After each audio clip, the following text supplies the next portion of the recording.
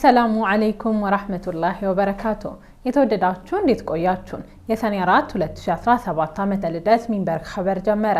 የዕለቱ ሚንበር ኸበር እየመራው ፋይዛ መሐመድ ከናንተ ከተመልካቾች ጋር ቆያለሁ። እስከ ፍጻሜው አብራችሁን እንድትዘልቁ በአክብሮት እየጋበዝኩ ለዕለቱ ከያዝናቸው ጉዳዮች መካከል አበይቱን አስቀድማለሁ። እስልምና በዓለም ላይ በፍጥነት በማደግ ላይ ያለ ሃይማኖት ነው ሲል የአሜሪካው ፒው የምርምር ማዕከል አዲስ ጥናት አመለከተ። ኢትዮጵያውያን ሁጃጅ ከነገ ጀምሮ ወደ ሀገራቸው መመለስ ሊጀምሩ ነው። ዩኬ ቀኝ አክራሪ የእስራኤል ሚኒስትሮችን በፍልስጤማውያን ላይ ጥቃት በማነሳሳት ክስ ማዕቀብ ጣለች። የሚሉት የሚንበር ኸበር አበይት ጉዳዮች ናቸው። አብራችሁን እንድትቆዩ በድጋሚ እየጋበዝን ወደ ቀዳሚው ኸበር አልፋለሁ። እስልምና በዓለም ላይ በፍጥነት በማደግ ላይ ያለ ሃይማኖት ነው ሲል አዲስ ጥናት አመለከተ። እስልምና በመላው ዓለም በፍጥነት በማደግ ላይ ያለ ሃይማኖት ነው ሲል ያሳወቀው የአሜሪካው ፒው የምርምር ማዕከል ነው። በጥናቱ ውጤት መሰረት ባለፉት 15 ዓመታት 350 ሚሊዮን ገደማ ሰዎች ወደ እስልምና ተመልሰዋል። ዩናይትድ ስቴትስን ጨምሮ በመላው ዓለም ማህበራዊ ጉዳዮችን በማጥናትና የህዝብ አስተያየት በመሰብሰብ የስነ ህዝብ አዝማሚያዎች ላይ መረጃ የሚያወጣው ማዕከሉ አዲሱን የጥናት ውጤት ይፋ ያደረገው ሰኞ ዕለት ነው። በጥናቱ ላይ ከእስልምና በተጨማሪ የሌሎች ሃይማኖቶች አዝማሚያዎችም ተካተዋል።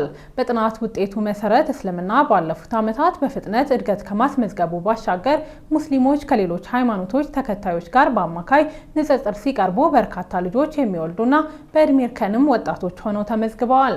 እንደ አውሮፓውያኖቹ አቆጣጠር ከ2015 እስከ 2020 ድረስ ባሉት 5 ዓመታት የአንዲት ሙስሊም እናት አማካይ የወሊድ ምጣኔ በንጽጽር ሲቀመጥ 2.9 ነው። በቁጥር በርክተው የሚታዩትም ሙስሊሞች በአብላጫነት በሚኖሩባቸው ሀገሮች ውስጥ መሆኑንም ጥናቱ ያመለክታል። ከዓለም ሀገሮች መካከል በካዛኪስታን፣ ቤኒን እና ሊባኖስ የእስልምና ሃይማኖት ተከታዮች ቁጥር ከሌሎች ጋር ሲነጻጸር ከፍተኛ እድገት ሲያስመዘግብ፣ በኦማንና በምስራቅ አፍሪካዋ ሀገር ታንዛኒያ ደግሞ ቁጥሩ ቀንሷል።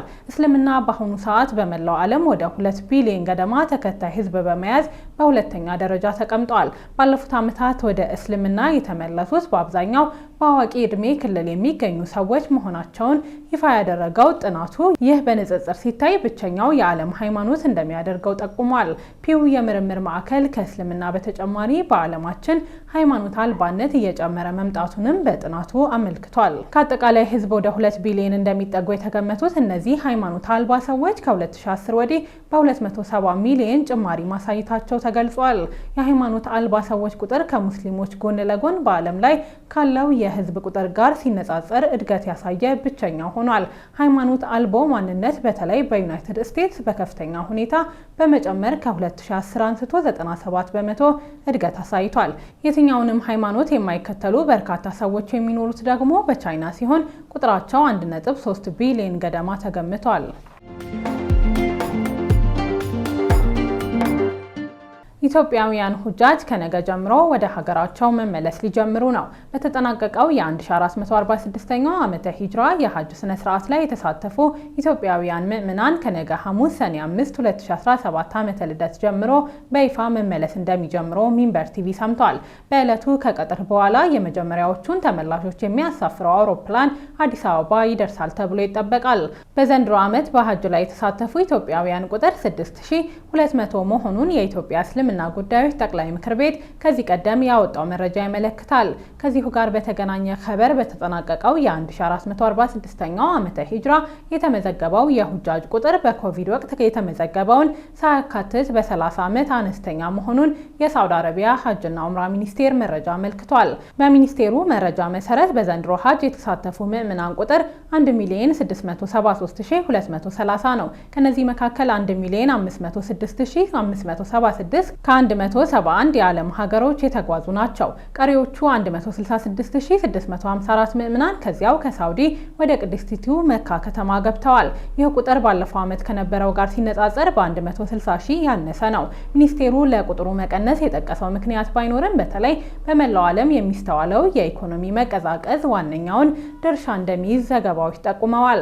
በዚህም ዝቅተኛ ገቢ በሚያገኙ የአፍሪካና የደቡብ እስያ ሀገሮች ዜጎች የኢኮኖሚ መቀዛቀዝ መቀዛቀዙ ባስከተለው የዋጋ ግሽበት የመጓጓዣ አገልግሎት ዋጋ ጭማሪ እንዲሁም ለመስዋዕት የሚቀርቡ እንስሳት ዋጋ ጭማሪ ተጎጂ መሆናቸው ተነግሯል።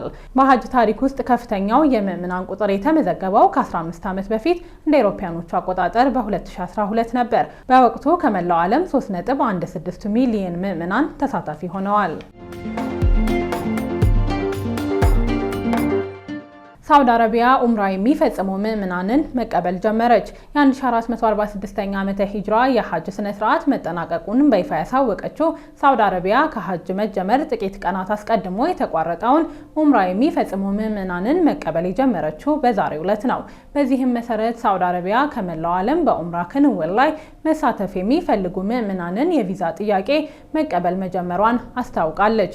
አመልካቾች የቪዛ ጥያቄያቸውን በሳዑዲ ሐጅና ኡምራ ሚኒስቴር ተዘጋጀው ኑሱክ በተሰኘ መተግበሪያ አማካኝነት እንዲሁም በሌሎች የግንኙነት አማራጮች ማቅረብ ይችላሉ ሲል ኢስላሚክ ኢንፎርሜሽን ዘግቧል። ሳውዲ አረቢያ በሐጅ ዝግጅት ላይ በነበረችበት መጋቢት ወር በ14 ሀገሮች ላይ ጊዜያዊ የሌሎች ቪዛ አይነቶች እግድ መጣሏን አሳውቃ ነበር። እግዱ የኡምራ የንግድና የቤተሰብ ጥየቃ ቪዛን ያካተተ ነበር። ከሐጅ ጉዞ ጅማሮ አስቀድሞ የተጣለው እግድ በቅዱሳኑ መካና መዲና ከተሞች የሚኖረውን መጨናነቅ ለመቀነስ በሚል የተወሰደ እንደነበር በወቅቱ ተገልጿል። በወቅቱ የተጣለው እስከ ሰኔ ወር አጋማሽ ድረስ ተግባራዊ እንደሚደረግ ባለስልጣናት ተናግረው ነበር። በቪዛ እግዱ የተካተቱት ኢትዮጵያን ጨምሮ አልጄሪያ፣ ባንግላዴሽ፣ ግብጽ፣ ህንድ፣ ኢንዶኔዥያ፣ ኢራቅ፣ ዮርዳኖስ፣ ሞሮኮ፣ ናይጄሪያ፣ ፓኪስታን፣ ሱዳን፣ ቱኒዚያ እና የመን ናቸው። ይህ እግድ ስለመነሳቱ እስካሁን ድረስ በይፋ አልተገለጸም።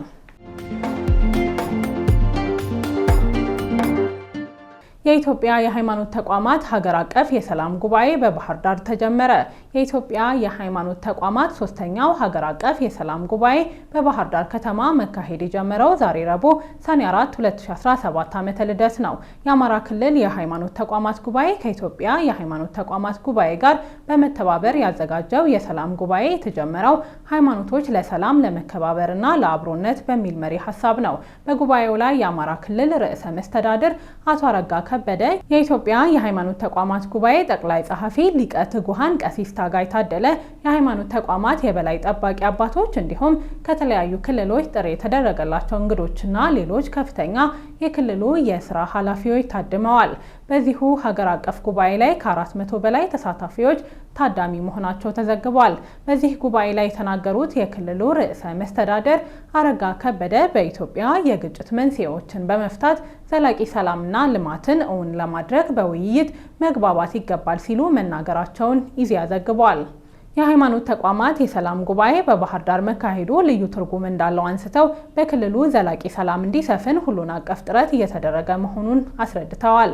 ሰላምና መቻቻል እንዲጎለብት፣ ዘላቂና አስተማማኝ ሰላም እንዲሰፍን፣ የህዝብና የመንግስት ግንኙነት የሰመረ እንዲሆን የሃይማኖት ተቋማት የጀመሩትን አስተምህሮ አጠናክረው እንዲቀጥሉ ጠይቀዋል ተብሏል። የኢትዮጵያ የሃይማኖት ተቋማት ዋና ጸሐፊ ቀሲስ ታጋይ ታደለ ለግጭት መንስኤ የሆኑ ጉዳዮችን በመነጋገርና ውይይት መፍታት የሀገርን ሰላም ማጽናት የሁሉም ግዴታ መሆኑን መግለጻቸውን ዘገባው አክሏል። በሶስተኛው የሃይማኖት ተቋማት የሰላም ጉባኤም በሀገራችን አንዳንድ አካባቢዎች የታዩ ግጭቶችን በመነጋገርና በመመካከር ለመፍታት የሚያስችሉ ጉዳዮች ላይ ለመምከር መሆኑን ገልጸዋል። የተወደዳችሁ አሁንም እየተከታተላችሁ የምትገኙት ሚንበር ኸበርን ነው። አብራችሁን ስላላችሁ ደስ ይለናል። ለሚንበር ኸበር ጥቆማዊ ማስተያየት ካላችሁ በአጭር የስልክ ቁጥር 9282 ላይ ብትልኩልን አጣርተን መልሰን ለእናንተው እናቀርባለን። የሚቀናችሁ ማህበራዊ ሚዲያ ከሆነ በሁሉም አማራጮች @ሚንበር ቲቪ ብላችሁ ብትፈልጉን ታገኙናላችሁ። ድረገጻችንን www.minbertv.comን ብትጎበኙ ደግሞ አዳዲስ መረጃ ታገኛላችሁ። አሁን ደግሞ የዕለቱን አብይ ጉዳይ እናስታውሳችሁና እንመለስ። እስልምና በዓለም ላይ በፍጥነት በማደግ ላይ ያለ ሃይማኖት ነው ሲል አዲስ ጥናት አመለከተ። በጥናቱ ውጤት መሰረት ባለፉት 15 ዓመታት 350 ሚሊዮን ገደማ ሰዎች ወደ እስልምና ተመልሰዋል። ከቆይታ በኋላ ዩኬ ቀኝ አክራሪ የእስራኤል ሚኒስትሮችን በፍልስጤማውያን ላይ ጥቃት በማነሳሳት ክስ ማዕቀብ ጥላለች። በዝርዝር እንመለከተዋለን። ይጠብቁን። ትራምፕ ስደተኞችን በሚመለከት ባወጡት ፖሊሲ ሳቢያ በሎስ አንጀለስ ለተነሳው ተቃውሞ በሺዎች ወታደሮች ማሰማራታቸውን የግዛቲቱ አስተዳደር የአምባገነን ቅዠት ሲሉ ተቹት። የአሜሪካው ፕሬዝዳንት ዶናልድ ትራምፕ አስተዳደር ስደተኞችን መክበብና በቁጥጥር ስር ማዋል ፖሊሲ ጋር ተያይዞ በተነሳው ተቃውሞ በሺዎች የሚቆጠሩ ወታደሮች መሰማራታቸውን የአምባገነን ፕሬዝዳንት ቅዠት ሲሉ የካሊፎርኒያ ግዛት አስተዳዳሪ ጋቪን ኒውሶም ተችተውታል። የአሜሪካ መገናኛ ብዙሃን እንደዘገቡት በአሁኑ ሰዓት ተቃውሞ በሌሎች ከተሞች የተዛመተ ሲሆን ሎስ አንጀለስ የምትካተትበትን የካሊፎርኒያ ግዛት አስተዳዳሪ ግን ሁኔታውን ያቀጣጠለው ትራምፕ ነው ሲሉ ወቀሳ ሰንዝረዋል። ቀናትን ባስቆጠረው በዚህ ተቃውሞ ትራምፕ በሎስ አንጀለስ እና አካባቢው 700 የአሜሪካ ባህር ኃይል አባላት እንዲሁም 4000 የብሔራዊ ዘብ አባላት አሰማርተዋል። ግዛቲቱ ያለ አስተዳዳሪው ፍቃድ ወታደር በመላክ ፕሬዝዳንቱን እየከሰሰች ትገኛለች። ከባለፈው ሳምንት ጁምዓ አንስቶ በሎስ አንጀለስ 4 የሜክሲኮ ዜጎች በቁጥጥር ስር ውለው ወደ ሜክሲኮ እንዲመለሱ መደረጋቸውን የሀገሪቱ የውጭ ጉዳይ ቢሮ አስታውቋል። በወታደሮችና በተቃዋሚዎች የተከሰተው ፍጥጫ ከ1965 ወዲህ የሀገሪቱ ፕሬዝዳንት ያለ ግዛቱ አስተዳዳሪ ፍቃድ ብሔራዊ ዘብን ያሰማራበት የመጀመሪያ ክስተት ነው ተብሏል። የሎስ አንጀለስ ከተማ አቃቢ ሕግ ማክሰኞ ዕለት ተጨማሪ ኃይል ማሰማራቱ አስፈላጊ አይደለም ሲሉ የአስተዳደራቸውን አቋም አንጸባርቀዋል። የሎስ አንጀለስ ከንቲባ ካረን ባስ በበኩላቸው በከተማዋ የተነሳውን ሁከት ተከትሎ የሰዓት እላፊ አዋጅ ጥለዋል። የሰዓት እላፊው ከምሽቱ 2 ሰዓት እስከ ጠዋቱ 12 ሰዓት እንደሚዘልቅ የተናገሩት ከንቲባዋ በከተማዋ ከፍተኛ ጉዳት ስለደረሰ አስፈላጊ ነው ሲሉ አጽንኦት ሰጥተዋል።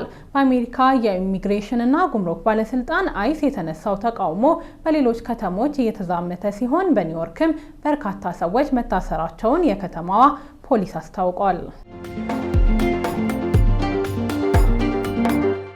ዩኬ ቀኝ አክራሪ የእስራኤል ሚኒስትሮችን በፍልስጤማውያን ላይ ጥቃት በማነሳሳት ማዕቀብ ጣለች። ዩናይትድ ኪንግደም 2 የእስራኤል ቀኝ ዘመም ሚኒስትሮች እስራኤል በኃይል በያዘችው ዌስት ባንክ በፍልስጤም ማህበረሰቦች ላይ በተደጋጋሚ ጥቃት በማነሳሳት ማዕቀብ መጣሏን አስታውቃለች። ኢታማር ቤን ጋቪር እና በዛላል ስሞትሪች የተባሉት ሚኒስትሮች ወደ ዩናይትድ ኪንግደም እንዳይገቡና በዩኬ ያላቸውን ንብረትም እንዳያንቀሳቀስ እግድ እንደተጣለባቸው የሀገሪቱ ውጭ ጉዳይ ሚኒስቴር መረጃ ያመለክታል። ይፋ የተደረገው እርምጃ ከአውስትራሊያ፣ ኖርዌይ፣ ካናዳ እና ኒውዚላንድ ጋር በጋራ የተወሰደ እንቅስቃሴ አካል መሆኑ ተነግሯል። የዩናይትድ ኪንግደም የውጭ ጉዳይ ሚኒስትር ዴቪድ ላሚ፣ የእስራኤል የፋይናንስ ሚኒስትር ስሞትሪች እና የደህንነት ሚኒስትር ቤን ጋቪ በፍልስጤም ሰብአዊ መብቶች ላይ ከባድ ጥቃትና የአክራሪ ግጭቶችን አነሳስተዋል ብለዋል። ሁለቱ የእስራኤል ሚኒስትሮች በጋዛ ጦርነት ላይ ባላቸው አቋም ትችት ይሰነዘርባቸዋል። ሚኒስትሮቹ በጋዛ ሰርጥ እርዳታ እንዲገባ የተደረጉ ጥረቶችን የተቃውሞ እንዲሁም በጋዛ ያሉ ፍልስጤማውያን ወደ ሌላ አካባቢ እንዲፈናቀሉ ጥሪ ማድረጋቸውን የቢቢሲ ዘገባ ያመለክታል። የዩኬ ውጭ ጉዳይ ቢሮ ባወጣው መግለጫ በዌስት ባንክ የፍልስጤም ማህበረሰብ በእስራኤል ጽንፈኛ ሰፋሪዎች ከባድ ጥቃት እየደረሰበት መሆኑን በመግለጽ ይህም የፍልስጤምን ወደፊት የሚጎዳ ነው። ዓለም አቀፍ ምላሽ ለማጠናከር ዩኬ አውስትራሊያን፣ ካናዳን፣ ኒውዚላንድን እና ኖርዌይን ተቀላቅላለች ብሏል። ከመግለጫው በኋላ የውጭ ጉዳይ ሚኒስትሩ ዴቪድ ላሚ እነዚህ ድርጊቶች ተቀባይነት የላቸውም፣ ተጠያቂዎች ኃላፊነት እንዲወስዱ ለማድረግ ነው እርምጃ የወሰድነው ብለዋል። በጋዛ አፋጣኝ የተኩስ አቁም፣ በጋዛ ወደፊት የመምራት ሚና በሌለው ሐማስ የተያዙ ታጋቾች በአፋጣኝ እንዲለቀቁ፣ የእርዳታ መጠን እንዲጨምርና የሁለት ሀገር መፍትሄ ለማሳካት እንሰራለን ሲሉ አክለዋል።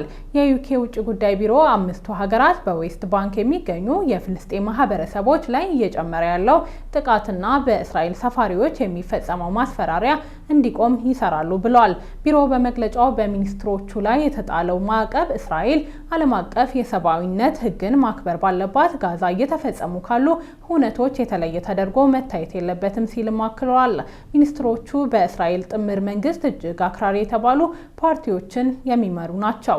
እገዳው ከተጣለባቸው መካከል አንደኛው ስሞትሪክ የእስራኤል ወታደሮች በወረራ በያዙት ዌስት ባንክ የሰፈራ መስፋፋትን በማጽደቅ ረገድ ሲሰራ የቆየ ነው። በጋዛ ላለፉት 11 ሳምንታት ከተጣለው እገዳ በኋላም ቢሆን የሰብአዊ እርዳታው እንዳይቀጥል ዘመቻ በማካሄድ ረገድ ቁልፍ ሚና ተጫውቷል የሚባልለትም ነው።